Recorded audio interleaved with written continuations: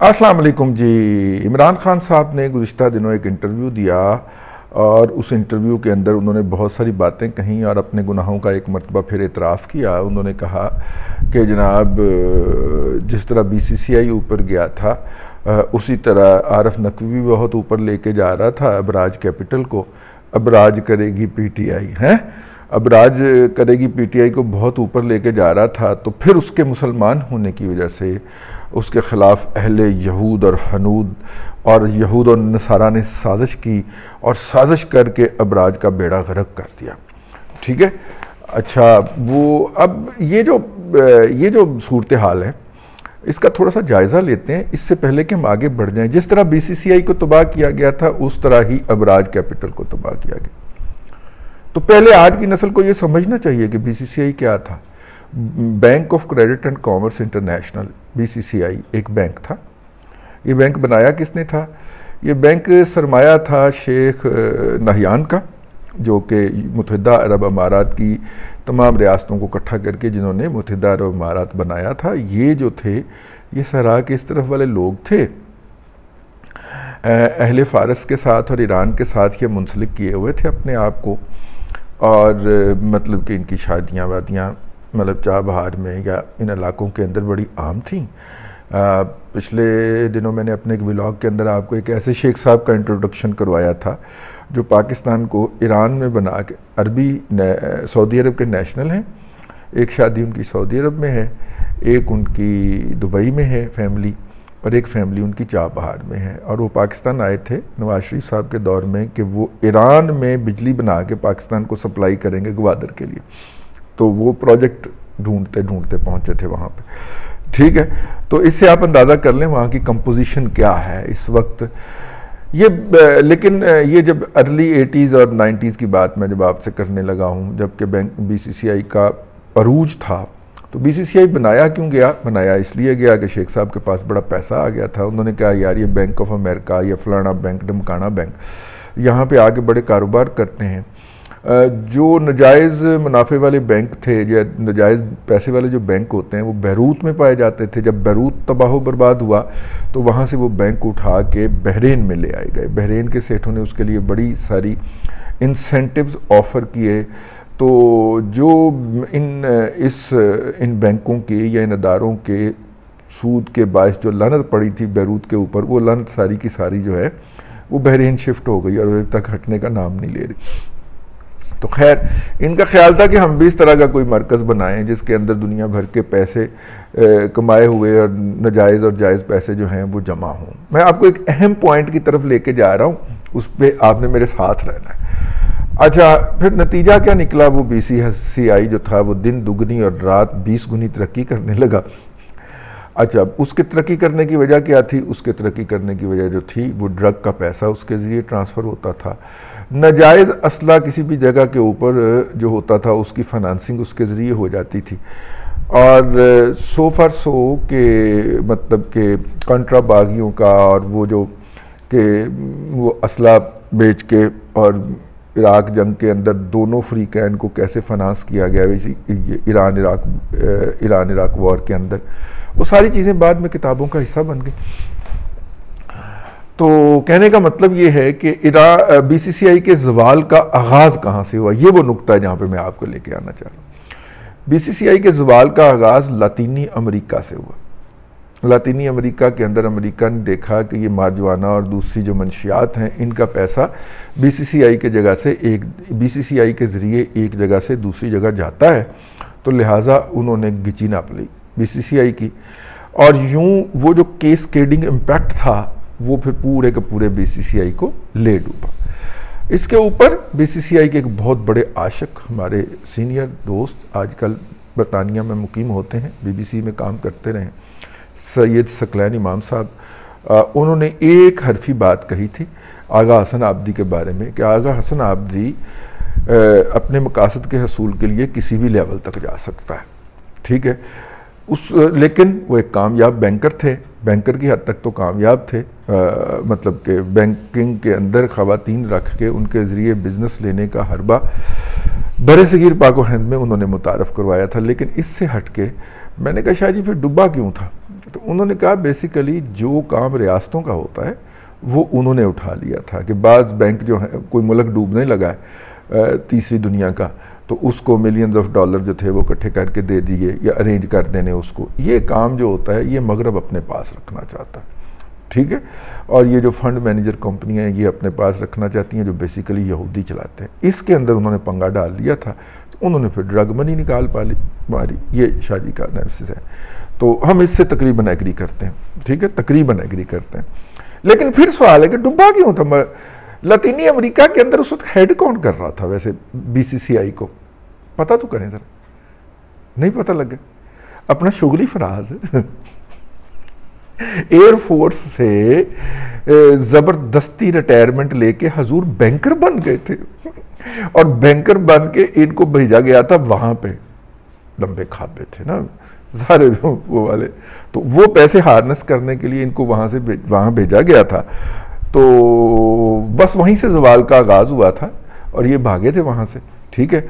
और फिर काफ़ी देर तक मुनस्सर शहूद पे नहीं आए, लेकिन जब आए तो फिर एक पॉलिटिकल कवर लेके आए, ठीक है। कहा जाता है मुबैना तौर पे, मैं कोई इल्ज़ाम नहीं लगा रहा, कि जब वहाँ पे जवाल का आगाज़ हुआ तो ये टॉप 5 पोजीशन में से कोई पोजीशन होल्ड कर रहे थे। वो अगर क्लैरिफाई करना चाहें तो यहाँ पे अपनी पोजीशन कर सकते हैं। तो अब पता चल गया बीसीसीआई का जो दर्द है वो क्यों है। क्लैरिफिकेशन के हिसाब से एक और क्लैरिफिकेशन भी याद आ गई। हमने पिछले दिनों अर्ज़ किया था अपने व्लॉग के अंदर कि जनरल शुजा पाशा साहब जो हैं, हमें तो यही बताया था यूथियों ने नाच नाच के वो जनाब बहुत आला ओहदे के ऊपर जो हैं वो यूएई के सिक्योरिटी एडवाइज़र लग गए हैं, यूएई गवर्नमेंट के। तो हमने ये सवाल छोड़ा था, तो हमारे एक बड़े करीबी दोस्त हैं, काबिल एतमाद हैं, उन्होंने हमें एक ख़बर भी भिजवाई साथ में, और साथ में ये भी बताया कि केपी हुकूमत ने एक ऑयल रिफाइनरी लगाने का जो प्रोजेक्ट लॉन्च किया था, शुजा पाशा साहब उसको ज्वाइन कर चुके हैं और उसको हेड कर रहे हैं। मैं कहा तुहाडा बेड़ा ही तर्ज है, मैं तो किसी होर दी रिफाइनरी वेख रहा सा, इत्थे भी कोई रिफाइनरी लग रही है सर जी। तो उन्होंने कहा कि ये बात जो है वो आपके मुंह से अच्छी नहीं लगी, आपको क्लैरिफाई करना चाहिए। मैं उनके एहतराम के अंदर और हकायक सामने आने पर कि जनरल शुजा पाशा साहब जो हैं उनके ख्याल में अब वो यूएई की गवर्नमेंट के मुलाजम नहीं हैं या वहाँ पे कोई सिक्योरिटी प्रोवाइडर का काम नहीं करते, बल्कि वो उसको ज्वाइन कर चुके हैं और वो उसको हेड कर रहे हैं। देखें अब कोई उस रिफाइनरी लगी कि नहीं लगी इसके बारे में उन्होंने कुछ नहीं कहा। मिलियंस बिलियंस ऑफ डॉलर की इन्वेस्टमेंट होती है जो रिफाइनरी होती है, जो जहाँ पे भी लगती है। केपी गवर्नमेंट उसके अंदर पार्टनर थी आखिरी इतला तक। अब पता नहीं उसका स्टेटस क्या है, इसके बारे में रावी खामोश है, हम भी खामोश हैं। लेकिन ये क्लैरिफिकेशन थी शुजा पाशा साहब के हवाले से, तो मैंने कहा कि ये कर दी जाए। तो खैर क्लैरिफिकेशन जनाब दोबारा वापस आते तो वो शुबली फराज साहब जो थे वो वहाँ पे होते थे, तो वो बेहतर बता सकते हैं कि बीसीसीआई क्यों डूबा। तो हो सकता है उन्होंने इमरान खान साहब को बता दिया हो कि बीसीसीआई क्यों डूबा। अब मयारात तो उनके ये हैं कि जनाब अपना आरिफ नकवी साहब जो थे वो बकौल इमरान खान की इसी तकरीर के 5 अरब रुपया इनको देते हुए पाए गए। अच्छा, जिस वक्त $20 मिलियन की बात हो रही थी उस वक्त तो 5 अरब नहीं था, 2 अरब रुपया था, क्योंकि उस वक्त 100 का डॉलर था। लेकिन अब चूंकि ये $250 के डॉलर पे कैलकुलेट कर रहे हैं तो 5 अरब रुपया हो गया। तो $20 मिलियन देने की बात हुई थी, अमेरिकन के हाथ वो डाटा लगा था, और नवाज शरीफ साहब ने किसी भी और उनकी फैमिली ने किसी भी ऐसे पैसे की रिसीविंग से इनकार किया था और कहा था कि ट्रांजैक्शन दिखाएं या ट्रांसफ़र दिखाएं, क्योंकि बाकी भी तो आपने वहीं से देखा होगा। लेकिन कोई ऐसी ट्रांसफ़र ऑफ मनी या ट्रांजैक्शन भाई कंपनी के खाते में से किसी न किसी खाते में से जानी थी ना, झूठे सच्चे ज़ाहिर खुफिया खाते में से जानी थी ना। अगर उन्होंने ये 340 मिलियन डॉलर की वो बंगलिंग जो है लूटमार निकाल ली है हज़रत किबला आरिफ नकवी साहब की मुज़ल्ला ताला की, तो वो ये भी $20 मिलियन निकाल मारते यार, ठीक है। लेकिन नहीं, ऐसा नहीं हुआ। अमेरिकियों ने कहा ऐसा नहीं हुआ, ठीक है। और साइमन क्लार्क की अक्टूबर की स्टोरी है वॉल स्ट्रीट जर्नल के अंदर, जिसका हवाला दिया जा रहा है, जिसमें उसने बताया था कि इन्वेस्टिगेटर इस बात की तहकीक कर रहे हैं कि क्या इसने फाइनेंस किया था आरिफ नकवी ने पीटीआई को और रजीम चेंज को। अब रजीम चेंज की फाइनेंसिंग जो है वो कहाँ से निकल रही है, अक्टूबर 2021 की खबर जो है वो छपी हुई है वॉल स्ट्रीट जर्नल के अंदर, आप गूगल करें तो आपको मिल जाएगी। तो आखिरी पॉइंट जो है वो ये है कि जो इस वक्त चीखें हैं ये तो आप कुछ हैं ही नहीं, अभी तो चीखें निकलनी हैं। और चीखें कब निकलनी है?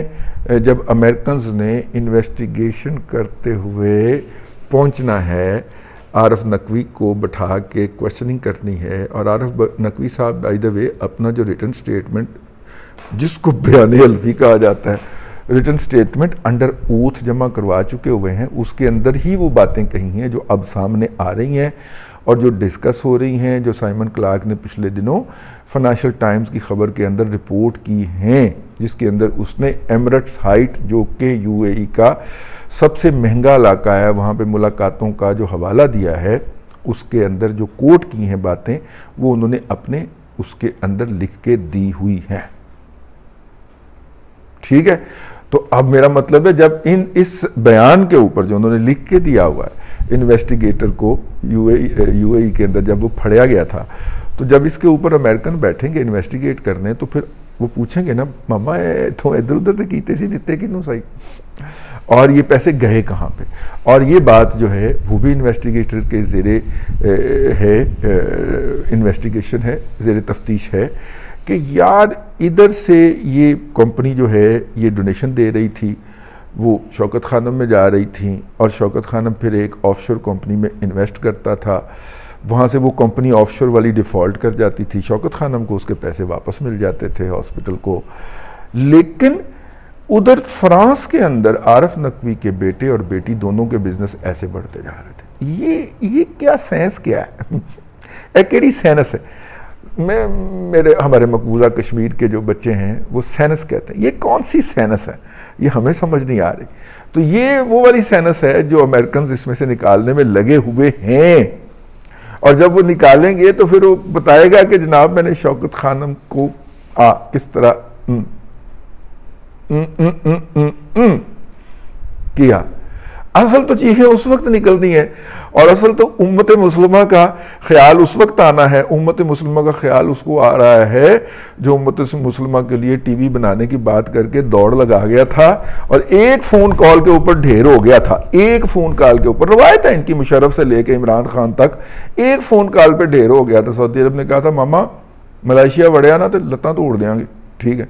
तो फिर नहीं गया था, उनको बताया था अर्दवान को फ़ोन करके और मलेशिया के महातीर को फ़ोन करके कि मारन के बड़ा, ठीक है, तो मैं नहीं आ सकता, ठीक है। तो लेकिन वो शख्स बात बता रहा है हमें कि जनाब आरफ नकवी बहुत अजीम आदमी है, इस सदी का सबसे बड़ा वो मेरा मतलब है कि वो है सुल्ताना डाकू है जो अमीरों से लूट के गरीबों पर लगाता था, ठीक है। आरफ नकवी पहले अपनी इन्वेस्टिगेशन भुगत ले अमेरिकन के यहाँ, उसके बाद फिर देखेंगे कि क्या होता है। अब जो असल पॉइंट था वो रह ही गया। मौजूदा हुकूमत जो है वो इमरान खान को रेस्क्यू करने के लिए मैदान में आई है, और रेस्क्यू उन्होंने कैसे करना है कि उसका रेफरेंस बना के भेजना है उन्होंने सुप्रीम कोर्ट के अंदर, और सुप्रीम कोर्ट के अंदर बैठे हुए हैं इमरान खान साहब के सदकेवारी जाने वाले आशिकीन का एक अंबूह पुर आफात, और वो उनको ठप्पा लगा देगा। जिस तरह उन्होंने जो था सामने नज़र आ रही थी कि नाजायज़ पेशा है, मनी लॉन्ड्रिंग की गई है उसकी, और उस मनी लॉन्ड्रिंग से जो है वो बनी गाला का महल ख़रीदा गया था, लेकिन उन्होंने उसको सादक और अमीन डिक्लेयर कर दिया था। सदकेवारी जाने वाला ग्रुप बैठा हुआ है, वो इसको बेगुनाह करार दे देगा। लंदन तो अब अपने बच्चों से भी नहीं मिलने जाता, अमेरिका तो गए हुए केस हारने के बाद शायद ही नहीं गया, उसके बाद प्राइम मिनिस्टर बनने के बाद गया था, ठीक है। अमेरिका भी उसके बाद नहीं गया, वैसे प्राइम मिनिस्टर दौरा करके जिसमें इसने पैसे इकट्ठे किए थे, समझ गया ना, वो उसके बाद वहाँ पे भी नहीं जाता। तो पाकिस्तान के अंदर महदूद हो जाएगा, पाकिस्तान में वो सादक और अमीन होगा और पूरी दुनिया के अंदर वांटेड होगा। ये होने जा रहा है, मैं इसकी आज प्रेडिक्शन कर रहा हूँ, नोट कर लिया जाए। लेकिन डिपेंड करेगा कि अब ये लंदन हाई कोर्ट के अंदर जो केस लगा हुआ है आरफ नकवी की अमेरिका हवालगी का, और आरफ नकवी वहाँ पे अंडर डिटेंशन है, हैं, मतलब वो जेल में नहीं रखते अंडर डिटेंशन, वो घर में रख देते हैं, लेकिन वो कड़ा डाल देते हैं ना वो वाला कि तू इधर से घर से बाहर निकल के 100 मीटर तक दूर जाएगा तो कड़े में टू टू टू टू होनी शुरू हो जाएगी और उधरों फ़ोन आ जाएगा पुलिस स्टेशन, तो किधर जा रहे हैं पुत्र, चल वापस, ठीक, ये वो वाला कड़ा पहना हुआ है उसने। तो जब इसकी अमेरिका हवालगी होगी, हो सकता है कोई दरमियान का रास्ता निकल आए और लंदन हाई कोर्ट कहे कि यार हवाले तो इसको ना करो, अमेरिकन आके उसको यहाँ पे इन्वेस्टिगेट कर लें। इन ईदर केस जो भी हो, उसके अंदर जब आरफ नकवी ने इन्वेस्टिगेटर्स के सामने बैठना है तो इन्वेस्टिगेटर्स ने, तफ्तीशकारों ने जब उससे सवालात पूछने हैं और उन सवालों के जवाब जब सामने आने हैं तो चीकअप बनी गाला जो निकलनी, यानी फंसना इमरान खान साहब ने। तो हुकूमत उनको एक और रेस्क्यू करने का मौका दे रही है कि वो जो लोग हैं जो कि इस्लामाबाद सुप्रीम कोर्ट में बैठे हुए हैं, वो उसके सादक और अमीन होने के ऊपर एक मोहर लगा दें। यूँ इमरान खान के बायस पाकिस्तान पूरी दुनिया के अंदर एक मजाक बनेगा और उसके ऊपर इस तरह की पाबंदियाँ लगेंगी, क्योंकि हम इमरान खान तो हवाले नहीं कर नहीं सकते, वो तो महात्मा है। और अगर उसके मुंह से निकल गया कि उसको इक़्तिदार में 2018 में कैसे लाया गया था, तो वो तो फिर बड़े बड़ों का हो जाएगा, ठीक है ना, की हो जाएगा, नहीं मेरे को पूछना।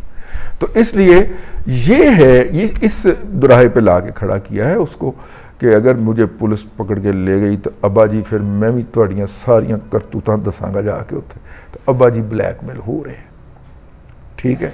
और वो पुलिस को कहते हैं कि नहीं मेरा पुत्र बेगुनाह है, मैंने आपको उसके आपके हवाले नहीं करना, ठीक हो गया। तो बहरहाल अब तक के लिए इतना ही। अब हुकूमत को चाहिए था सब्र कर लेती, लंदन हाई कोर्ट के फैसले का इंतज़ार कर लेती, लेकिन PDM की तमाम जमातों इंक्लूडिंग पीपल्स पार्टी ने मुश्तरका तौर पे ये फ़ैसला कर लिया है और उस फैसले के नतीजे में ये मुमकिना तौर पे हो सकता है, ये मेरा ख्याल है और मैं गलत भी हो सकता हूँ। अब तक के लिए इतना ही, अगले व्लॉग के अंदर फिर मुलाकात होती है। अल्लाह तबारक व तआला आपको आसानियाँ अता करे और आसानियाँ खल्क़े खुदा में तकसीम करने की तौफ़ीक़ अता करे।